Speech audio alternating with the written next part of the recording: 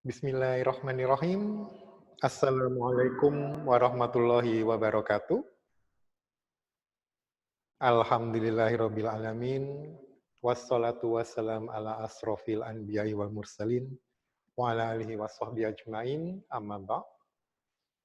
Alhamdulillah hari ini kita bisa bertemu lagi di mata pelajaran bahasa Indonesia. Ini pertemuan yang keempat kalau tidak salah. Dan seperti biasanya, tolong kameranya dibuka semua.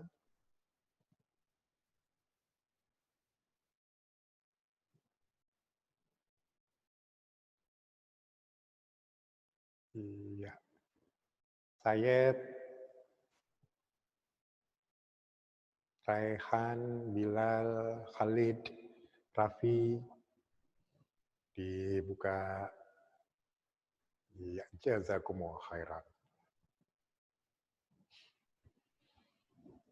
Tugas masih ada beberapa yang belum kumpulkan saja walaupun terlambat, nilai Ustadz kurangi. Dan jazakumullah khairan buat yang sudah mengumpulkan tepat waktu. Insya Allah nanti akan Ustadz sampaikan ke ketua kelas, Mukhlas ya, daftar santri yang belum mengumpulkan tugas pertama, yang berita di sekitar kita, dan juga tugas kedua, yang unsur-unsur berita, dan nanti tugas yang ketiga, yang tentang kaidah bahasa di dalam berita. Sayyid Hasan Al-Fatih. Afwan Ustadz, Ana belum buka kamera, ini nunggu galon Abi nyuruh beli. Ya, nggak apa-apa, nanti dibuka setelahnya. Mahathir, Muhammad Rafi, video kamera tolong dibuka. Fitria Nur. Mahathir, mana Mahathir?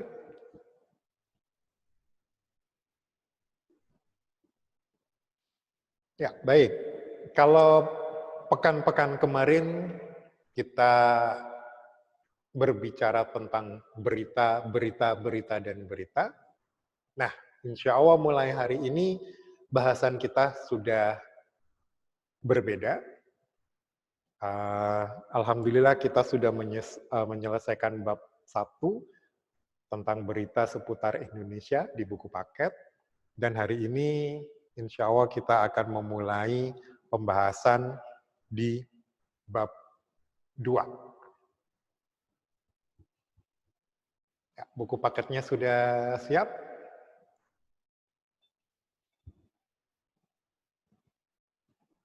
Baik, Ustadz share dulu.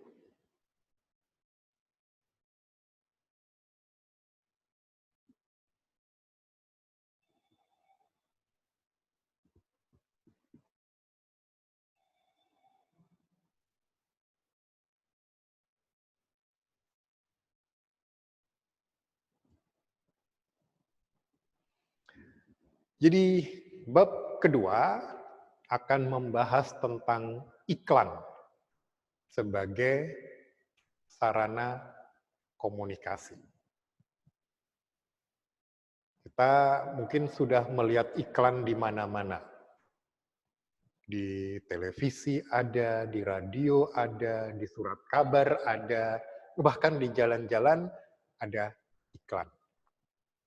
Ini Ustadz ada contoh iklan yang mungkin cukup dikenal oleh santri Intan Ilmu. Nah, Ustadz tanyakan, apa yang diiklankan di sini?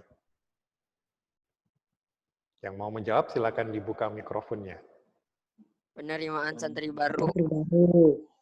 Penerimaan santri baru, Masya Allah. Dia yang pesantren. Ya, penerimaan santri baru,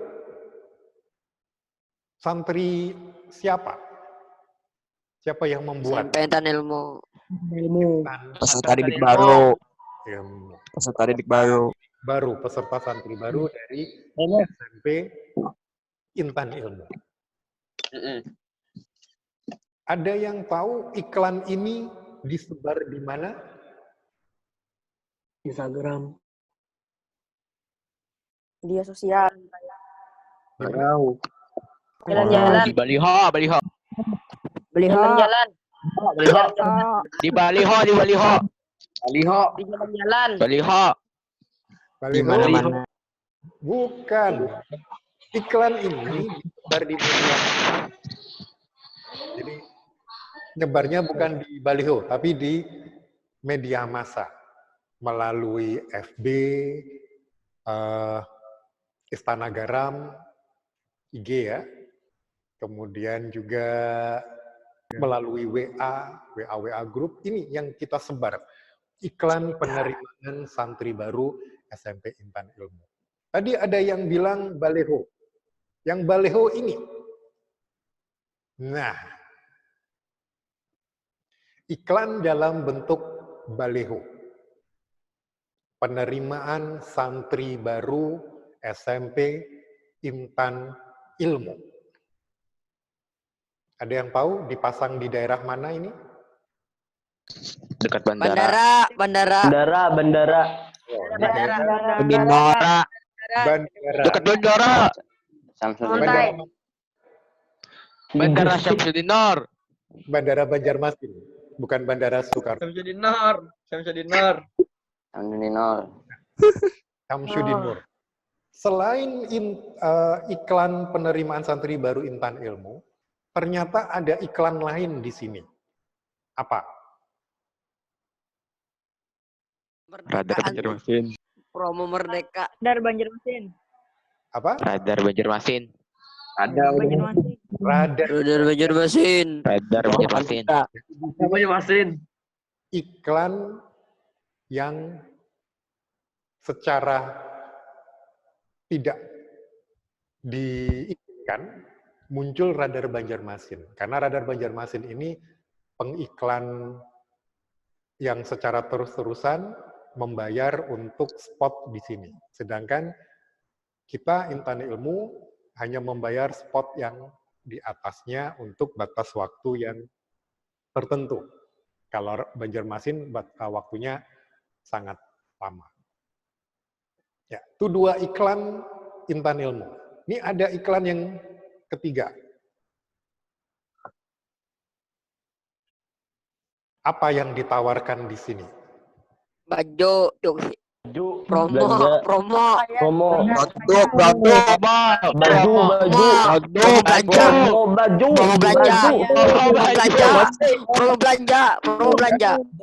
Sudah. Oke. Mungkin antum sudah mengenal semua iklan yang ini, toko Yuk Hijrah.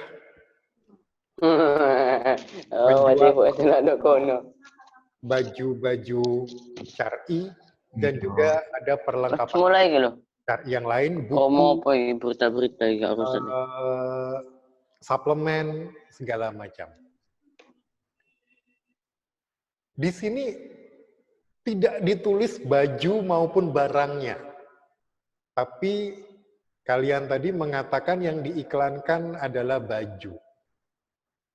Sebenarnya bukan. Apa yang diiklankan di sini? Belanjaan. Produk. Belanjaan.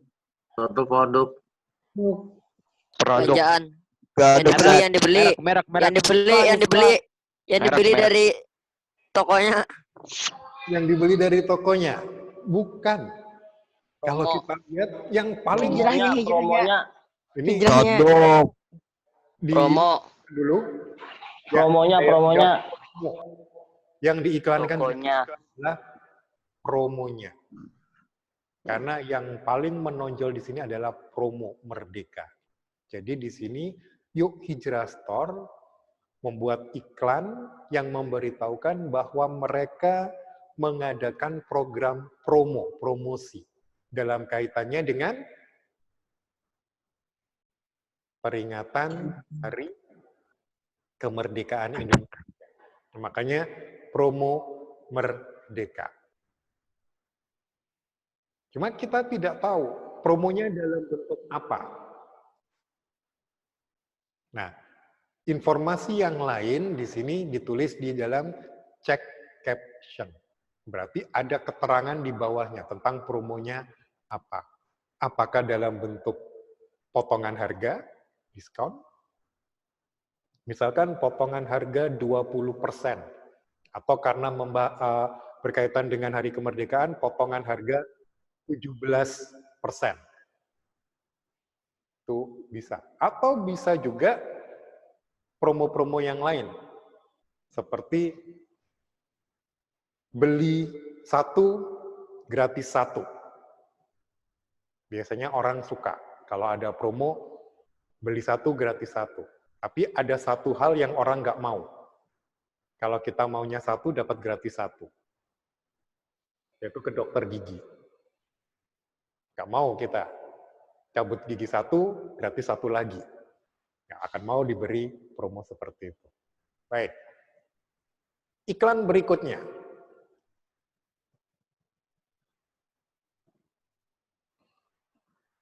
Apa yang diiklankan? Rupiah. Gunakan rupiah untuk transaksi rupiah. Rupiah. Ya. Tadi Lengkap ya. Uang. gunakan rupiah untuk transaksi di NKRI. Kita perhatikan, hanya dengan membaca ini, gunakan rupiah untuk transaksi di NKRI, kita sudah mendapatkan informasi utama. Tanpa harus membaca yang di sini, yang memang terlalu kecil dan orang malas membaca. Kalau tadi yang sebelumnya di promo Merdeka ini tulisannya besar-besar. Kita langsung bisa menangkap. Iklan harusnya begini. Dibandingkan dengan ini, ada tulisan kecil yang kita harus maju memperhatikan. Nah, ini kurang baik untuk penulisan iklan. Nah, tapi di sini ada judul utama, gunakan rupiah untuk transaksi di NKRI. Jadi ini merupakan gerakan yang dicanangkan untuk menggunakan rupiah dalam transaksi. Jangan menggunakan mata uang yang lain. Berikutnya. Nah, apa yang diiklankan?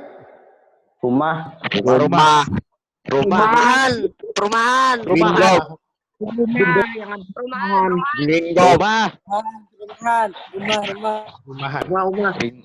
Perumahan Green Golf.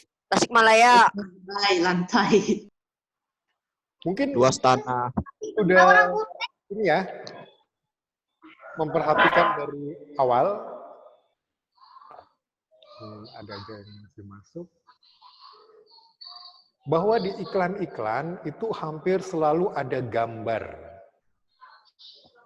Gambar ini digunakan untuk menarik perhatian dari pembaca. Kalau iklan cuma tulisan, biasanya orang malas membaca. Tujuan diberi gambar agar pembaca tertarik. Begitu melihat, wah ada gambar rumah. Oh, ini berarti iklan tentang rumah. Luas bangunan 40, luas tanah 72. Tidak banyak kata-kata di sini. Dan berikutnya,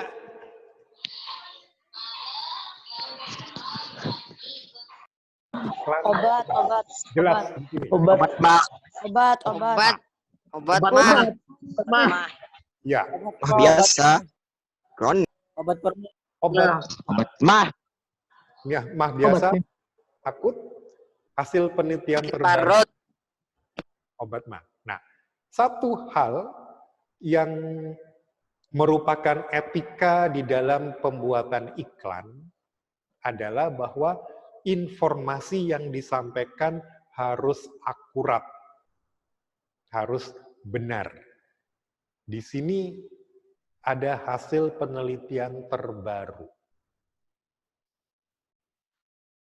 Kita tidak tahu ini informasi akurat atau tidak. Apakah memang benar obat ini merupakan hasil penelitian terbaru.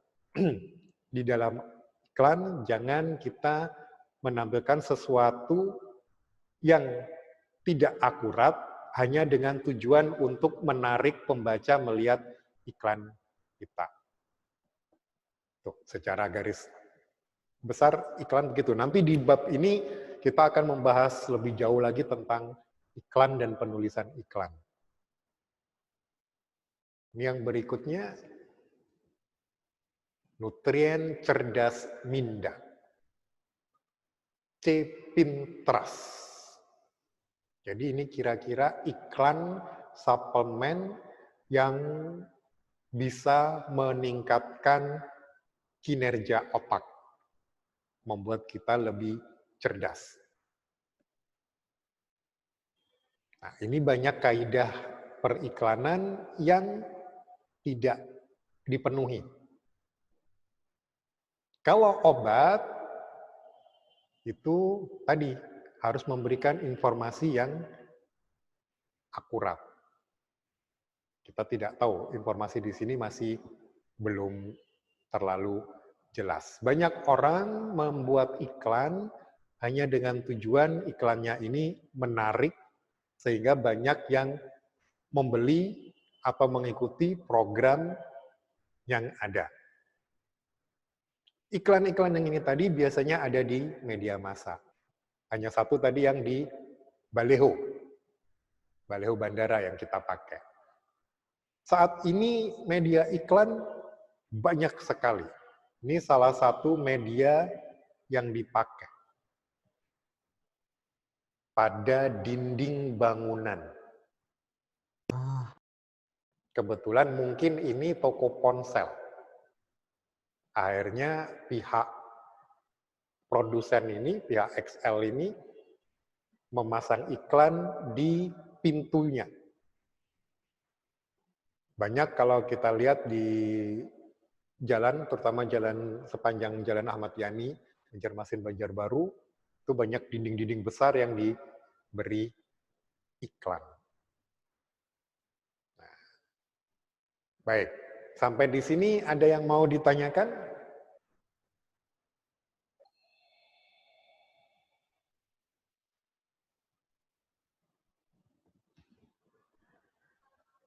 Kalau tidak ada, kita akan mulai membahas tentang iklan.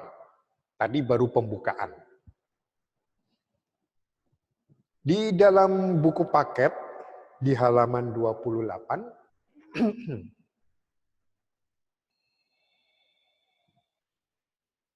itu mulai pembicaraan tentang iklan, dan di situ dicantumkan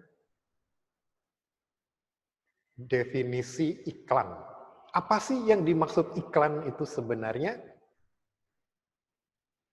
Zaidan, kalau menguap ditutup.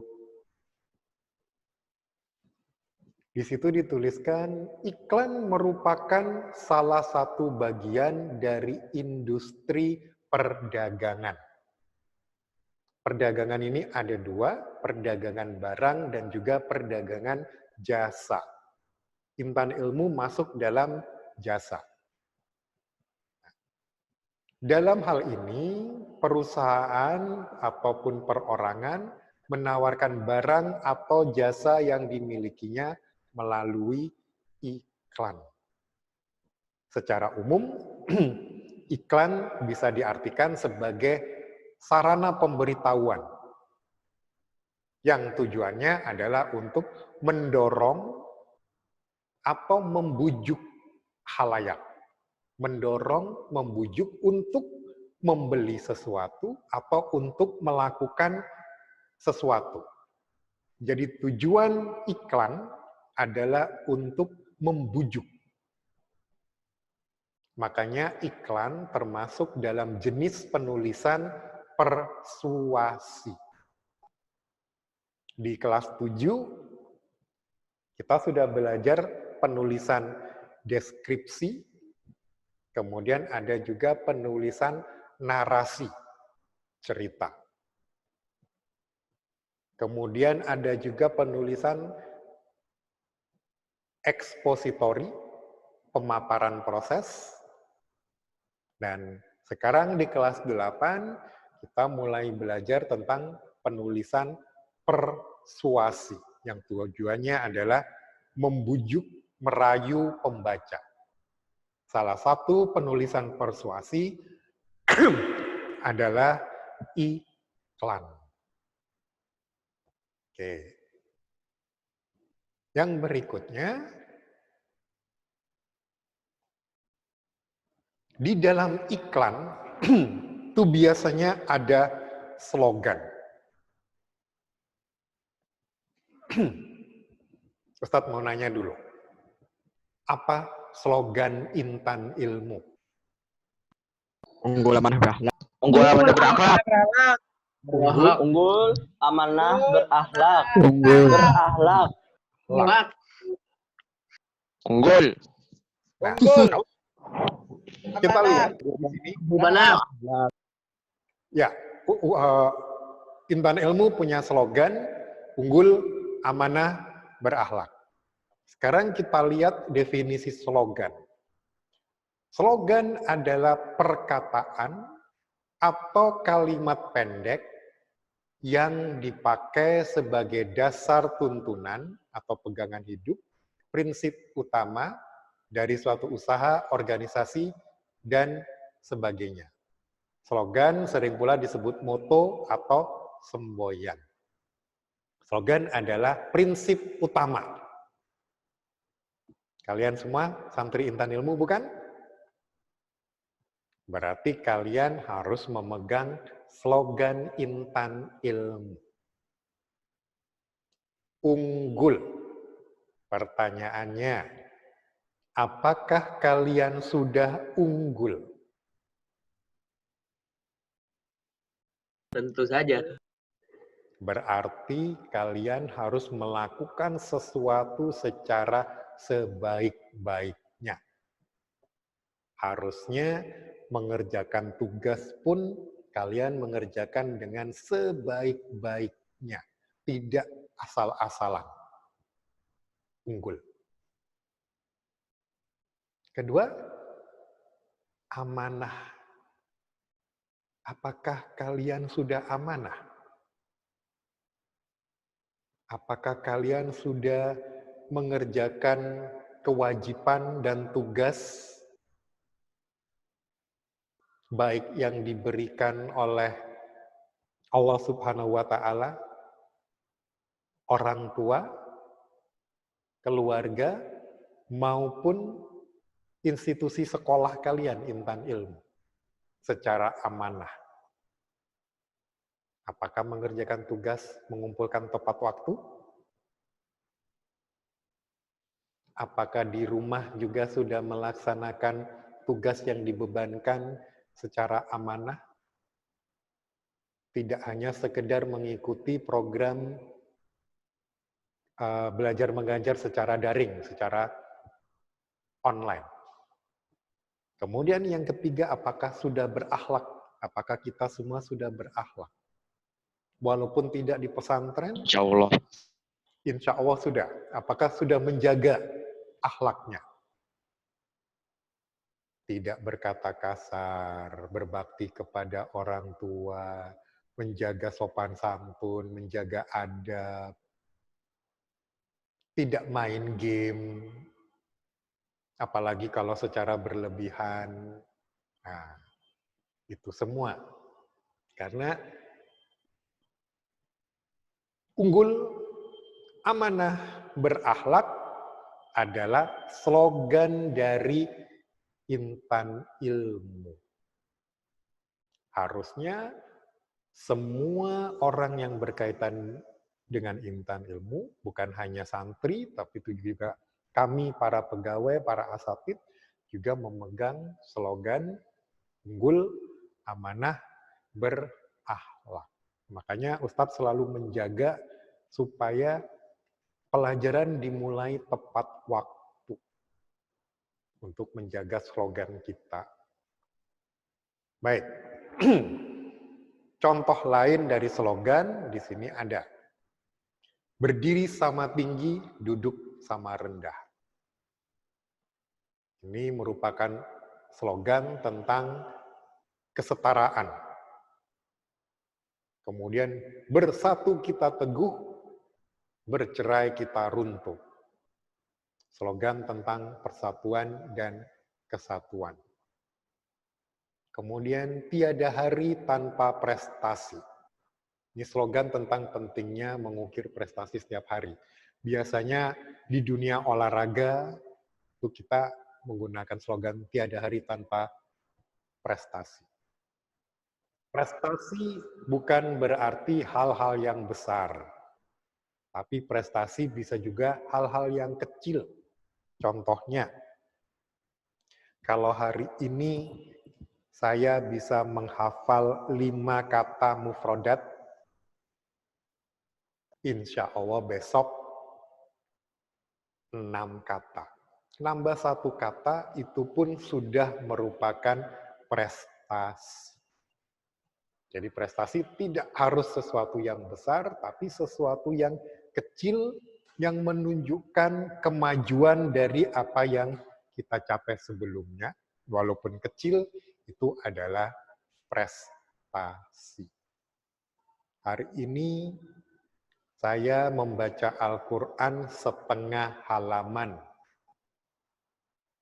Insya Allah besok 3/4 halaman. Kalau kita bisa melaksanakan, berarti itu prestasinya, nambah 1/4 halaman dalam 1 hari. Kadang, orang cenderung membuat target yang terlalu besar, sehingga sulit untuk dicapai. Jadi sulit membuat prestasi. Kalau kita menentukan target, sesuaikan dengan kemampuan diri kita. Baik itu kemampuan daya berpikir, kemampuan tenaga, kemampuan biaya, kemampuan waktu, itu semua harus dipikirkan. Mungkin si A punya target, dia menghafal Al-Quran 2 lembar per hari. Si B membuat target, menghafal Al-Quran 1 halaman setiap hari. Yang mana yang lebih baik, A atau B? Kalau dari segi hafalan mungkin A. Tapi kita perlu lihat, ternyata si B, dia seharian membantu orang tuanya bekerja di ladang. Kemudian di rumah juga dia membantu menjaga adik-adiknya. Dengan waktu yang sedikit, dia bisa menghafal 1 halaman, itu sudah merupakan prestasi yang besar. Si A tidak mengerjakan apa-apa di rumah. Pekerjaannya hanya menghafal. Ya wajar dia bisa menghafal lebih banyak dari si B. Itu. Jadi jangan melihat besarnya target. Kita sesuaikan dengan kemampuan diri kita. Baik. Ada yang mau ditanyakan sebelum Ustaz lanjut?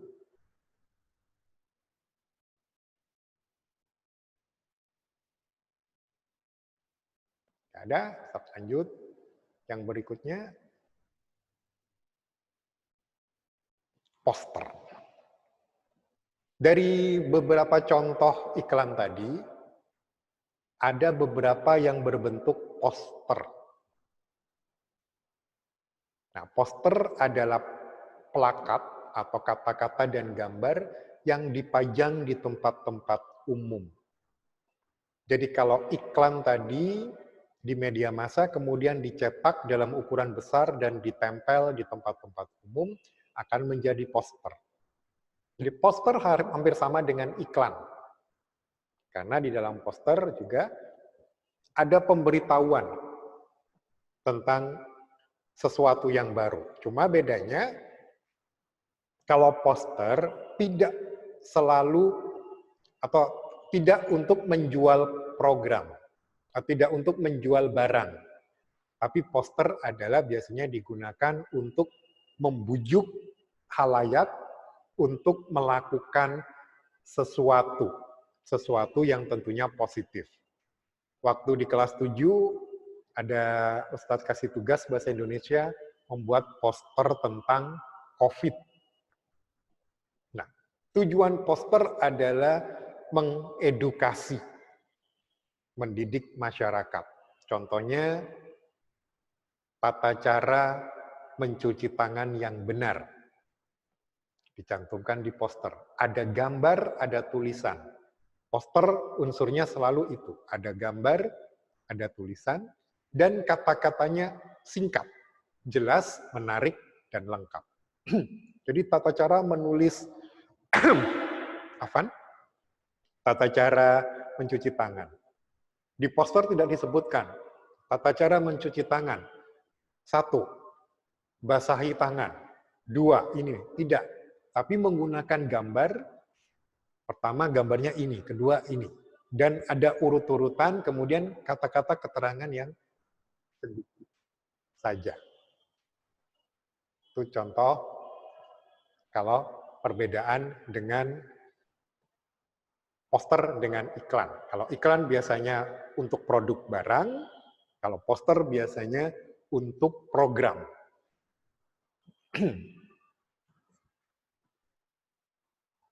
Yang berikutnya, unsur-unsur iklan, slogan, dan poster. Ini di buku paket ada di halaman 28.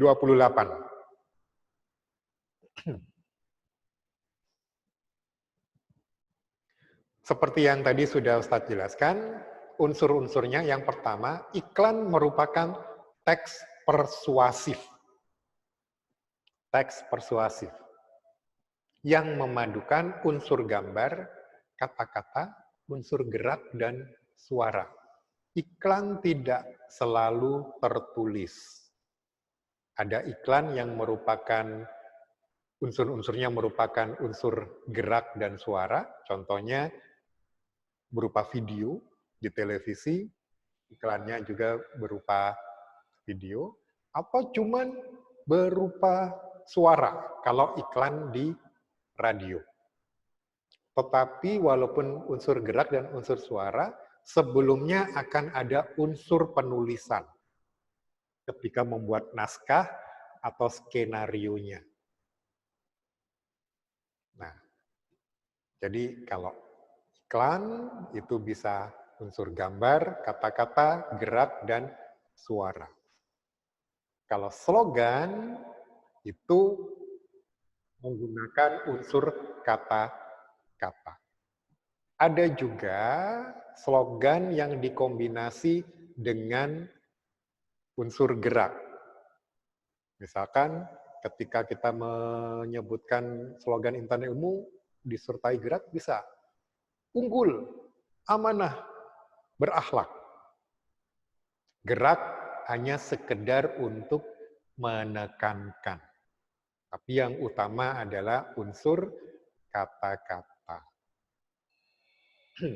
Kemudian yang ketiga, poster itu teks persuasif yang mengutamakan kekuatan gambar dan kata-kata dan dipajang di tempat-tempat umum. Tuh. Jadi dari sini, ini kesimpulan tabelnya. Kalau iklan, gambar, kata-kata, gerak, suara. Slogan, kata-kata, dan suara. Kadang ditambahi gerak, kalau poster cuma gambar dan kata-kata. Silakan kalau ada yang mau bertanya. Ini materinya di buku ada semua. Jadi Ustadz cuma menjelaskan.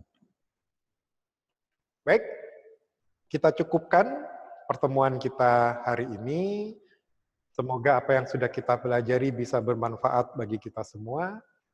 Kita tutup dengan doa kafaratul majelis. Subhanakallahumma wa bihamdika. Subhanakallahumma bihamdika. Allahumma wa bihamdika asyhadu an la ilaha illa anta astaghfiruka wa atubu ilaik. Assalamualaikum warahmatullahi wabarakatuh. Waalaikumsalam warahmatullahi wabarakatuh.